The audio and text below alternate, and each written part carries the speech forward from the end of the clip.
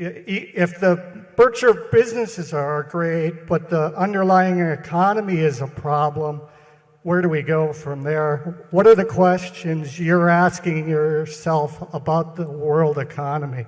Yeah, there's always a lot of things wrong with the world. Unfortunately, it's the only world we've got. I mean, so we live with it and we deal with it. But the beauty of it is this system works very well. I don't have the faintest idea what's going to happen in business or markets in the next year or 2 years.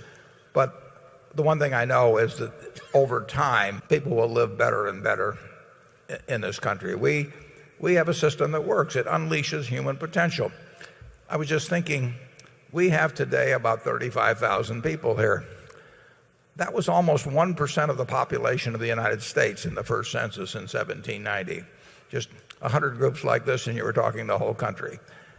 If you look at if we'd had this room filled back in 1790 with 35,000 citizens of the United States, then they would have been just as smart as we were natively, their intelligence.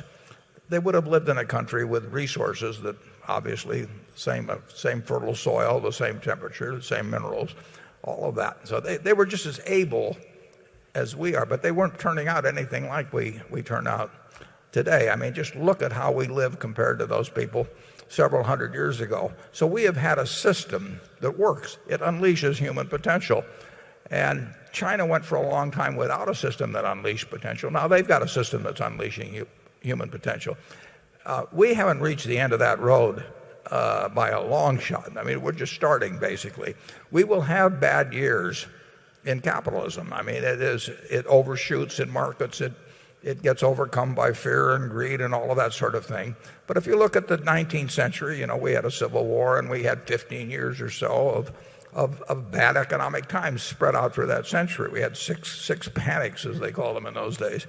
In the 20th century, we had a couple of great wars and we had plenty of recessions and we had the Great Depression.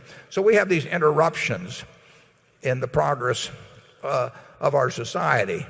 But overall, we move ahead, and we not only move ahead, we move ahead at a pretty damn rapid rate when you think about it. I mean, when in the 20th century we had a 7-for-1 improvement in living, and we did that. We had slavery for a long time. We had blacks counted as 3/5 of a person. We didn't let women vote for 130 years or thereabouts. I mean, we were wasting human potential, and we still are, but we were doing it more so for centuries.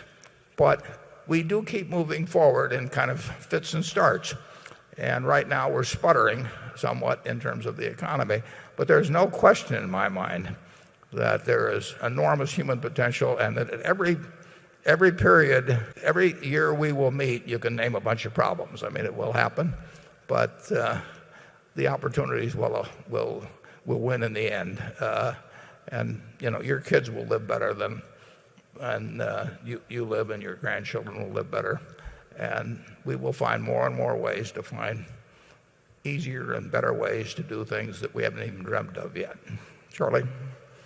Well, now that I'm so close to the age of death, I find myself getting more cheerful about the economic future, which I'm not going to be here to enjoy.